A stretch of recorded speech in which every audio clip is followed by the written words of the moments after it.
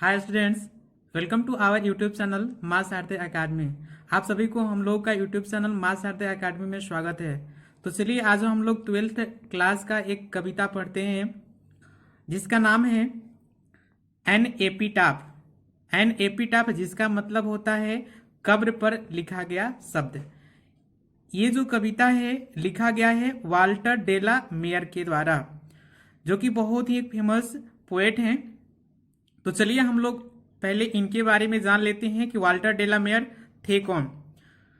Walter डेला mayor जिनका जन्म हुआ 1873 और इनका डेथ हुआ 1956, was born in the village of Charlton in Kent England.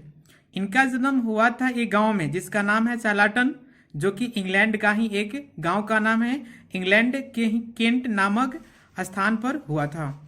He lost his father at the age of 4 and had to move with his family to London। वो अपने पिताजी को खो दिए थे at the age of 4 यानी कि 4 वर्ष की उम्र में ही, and had to move with his family और उनको अपने परिवार के साथ लंदन में शिफ्ट होना पड़ा था। He is known for his sensitive concerns with the world of children and the world of the supernatural। वो जाने जाते हैं, क्यों जाने जाते हैं? तो हिज सेंसिटिव कंसर्न्स यानी कि जो संवेदनशील कंसर्न्स है उनको लेकर जाने जाते हैं with the world of children, यानी कि हम इनको बोल सकते हैं कि बच्चों की कविताओं के लिए बहुत ही फेमस हैं। And the world of the super natural means पारालौकिक। His songs for children and Peacock Pie depict world of dreams. इनकी जो दो रचनाएं हैं, songs for children and Peacock Pie, depict मतलब होता है चित्रित करना, उजागर करना। वर्ल्ड ऑफ ड्रीम्स सपनों की दुनिया की उजागर करती है। But even in these songs there is a note of melancholy. Melancholy का मतलब होता है क्रूरता जिसमें प्रेम भावना हो। But even in these songs there is a note of melancholy देखने को मिलती है। The poet makes us aware of the inhuman condition of modern life. जो कवि हैं मेक्स अस अवेयर, हमें सावधान करते हैं, हमें सचेत करते हैं the inhuman condition of modern life, यानी कि जो आधुनिक जिंदगी है उसको उसमें निहित इनह्यूमन कंडीशन यानी कि अमानवीय व्यवहार को लेकर, अमानवीय स्थिति को सचेत करते हैं। He shows his genius by evincing fresh interest in all themes। वो क्या करते हैं? दिखाते हैं genius by evincing fresh interest in old themes, यानी कि पुराने थीम में हमें ये जीनियस देखने को मिलती है उनकी कविताओं में। Queen Elizabeth second honoured him with the order of merit in 1953।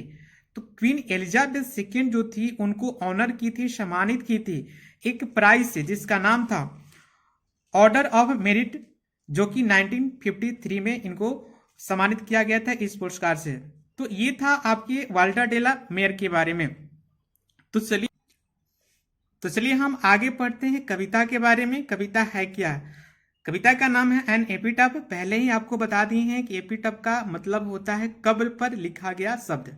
कहते हैं कभी here lies a most beautiful lady light of step and heart was she. कहते हैं कि यहाँ पर एक बहुत ही सुंदर सी महिला, लाई मतलब होता है लेटा होना, लेटी हुई है, यानी मतलब कहने का कि कब्र में पड़ी हुई है।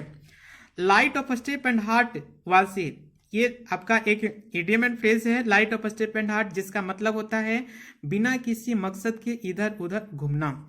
Light of step and heart was she, वो किस तरह की महिला थी? तो वो एक घुमक्कड़ महिला थी, मतलब कहने का कि बिना मकसद के, बिना किसी पर्पस का इधर उधर घुमा करती थी।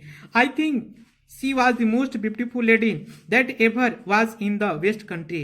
कवि कहते हैं कि मैं मानता हूँ she was the most beautiful lady, कि वह सबसे सुंदर महिला थी that ever was in the West Country, मतलब जैसा कि आज तक ऐसा वेस्ट कंट्री मतलब पश्चिमी देशों में, पश्चिमी देश मतलब यूरोपियन कंट्रीज की बात कर रहे हैं हम। बट ब्यूटी वैनिसेस, लेकिन कहते हैं कि सुंदरता तो वैनिस चीज है, यानी कि वो समाप्त होने वाली चीज है, गुजर जाती है, खत्म हो जाती है। ब्यूटी पासेज, और यही सुंदरता भी क्या हो जाती है? गुजर जाती है। However rare it be and when I crumble who will remember this lady of the West Country। Last में कभी कहते हैं कि however ये तो बहुत ही दुर्लभ है, and when I crumble means मर जाना, हु विल रिमेंबर कि जब मैं क्रम्बल कर जाऊंगा, मर जाऊंगा, मृत्यु को प्राप्त कर जाऊंगा, हु विल रिमेंबर, तो कौन उसे याद करेगा। This lady of the west country, ये जो पश्चिमी देश की महिला है, इस लेडी की कौन याद करेगा। यानी कभी कहते हैं कि मेरे मरने के बाद उस लेडी को याद करने वाला कोई नहीं बचेगा। इस तरह से हम लोग का कविता फिनिश हुआ। उम्मीद है कि आपको समझ में आया होगा। हाँ, एक आपसे रिक्वेस्ट है कि अगर आप लोग मेरे चैनल पर पहली बार विजिट कर रहे हैं तो प्लीज़ चैनल को सब्सक्राइब कीजिएगा और इस वीडियो को ज़्यादा से ज़्यादा लाइक कीजिए और अपने दोस्तों के साथ शेयर भी करना है। Thank you.